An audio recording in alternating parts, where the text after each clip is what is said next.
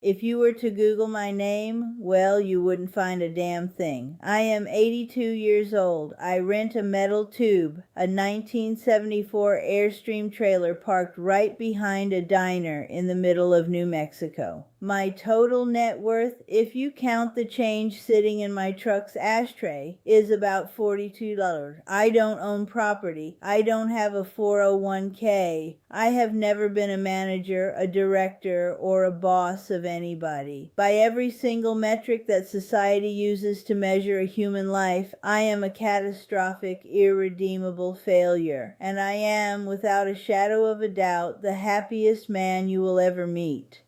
See, you look at me and you probably feel a little pity. You think, oh, that poor old man, he must have made some terrible mistakes along the way. I didn't make a mistake. I did this on purpose.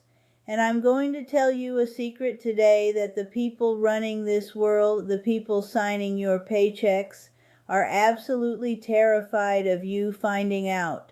I'm going to tell you why being a loser is the only way you survive this life. Let me take you back to 1961. You probably think I'm just some uneducated bum, right? Just a guy who couldn't cut it. Well, in 1961, I was 22 years old and I had a full ride scholarship to Yale Law School. I was a prodigy, top of my class.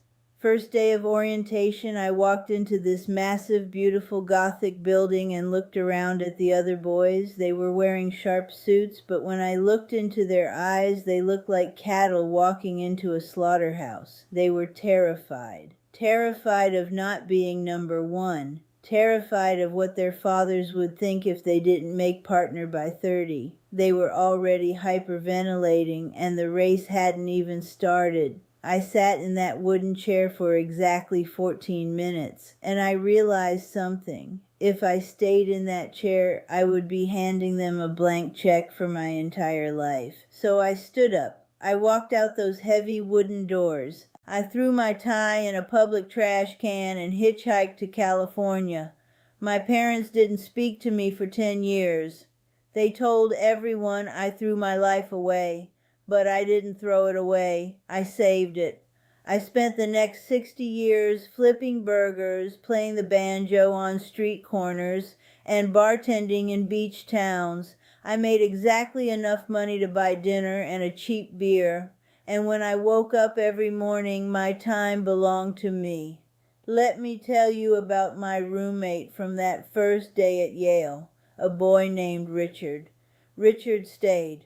Richard played the game beautifully. He became a corporate lawyer, made millions, bought a mansion in Connecticut and a summer home in the Hamptons. He had the beautiful wife, the private jets. Richard was a winner. Richard died of a massive stress-induced heart attack at 52 years old.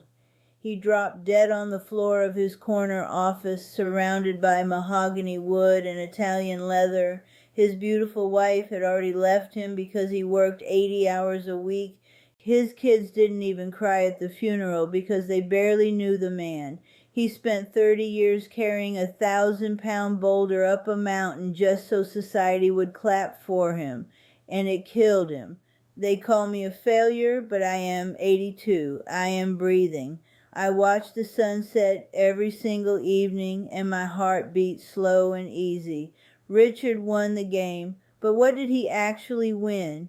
He traded his real breathing life for pieces of paper and a title on a door. You see, society plays a massive trick on you.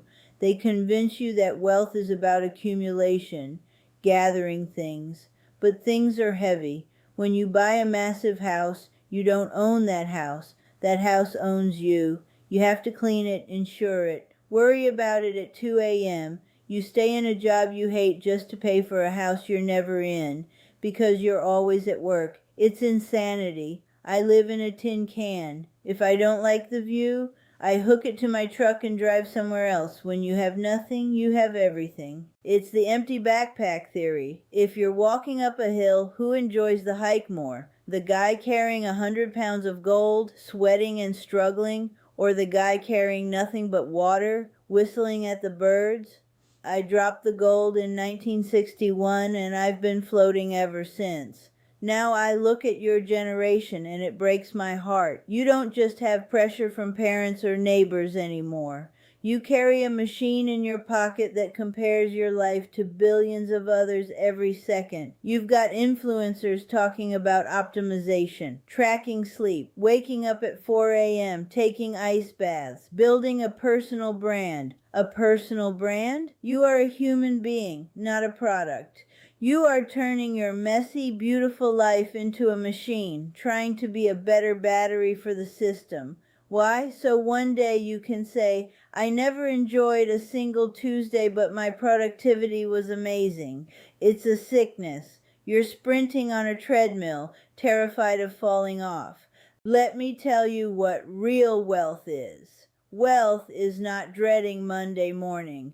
Wealth is waking up and realizing no one on earth is forcing you to do something you hate. Wealth is the absence of that tight knot in your stomach.